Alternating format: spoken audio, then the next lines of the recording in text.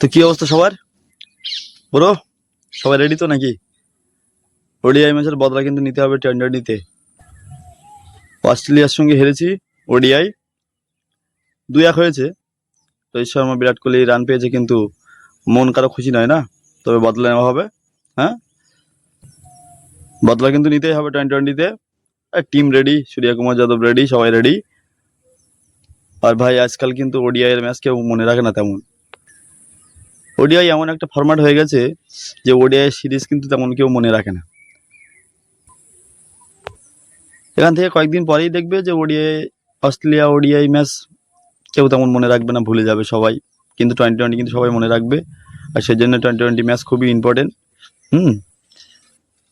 আর সবাইকে জানিয়ে রাখি যে সুরেশ আইয়ার কিন্তু ওডিআই ম্যাচে গুরুতর চোটে আছে। তার মেরুদণ্ডের হাড়ে খুব চোট লেগেছে, ও পাঁজরার হাড়ে। এখন সে আইসিইউতে আছে বর্তমানে। আমরা আশা রাখি যে সুরেশ আইয়ার খুব তাড়াতাড়ি ভালো হয়ে যাবে। আর ওডিআই টি20 টি20 ম্যাচের জন্য সবাই জোশ তো নাকি? হুম, কি বন্ধুরা জানাও কিন্তু খুব সত্তরে। হ্যাঁ, আরও একটা খুশির খবর সবাইকে জানিয়ে রাখি যে অনেক চিন্তার মধ্যে সবাই ছিল যে সুমন গিল ক্যাপ্টেন থাকবে টি20তে নাকি সূর্যকুমার যাদব ফের ক্যাপ্টেন থাকবে।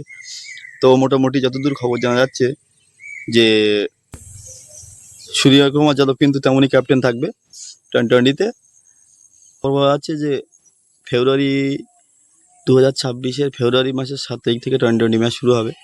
আর সেখানে কিন্তু খুব সম্ভবত সুমন গিল ক্যাপ্টেন করবে, কারণ ইন্ডিয়া একটা ধারাবাহিকভাবে 3 ফরম্যাটের ক্যাপ্টেন একই রাখতে চায়। তো সেইভাবে হয়তো চলবে। তবে এখন পর্যন্ত সূর্যকুমার যাদব কিন্তু ক্যাপ্টেন থাকছে।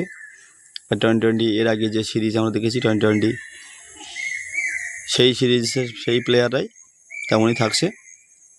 তো সম্পূর্ণ আশা করা যাচ্ছে যে এই সিরিজ কিন্তু অস্ট্রেলিয়ার কাছে সেই ওয়ানডের বদলাটা নেবে।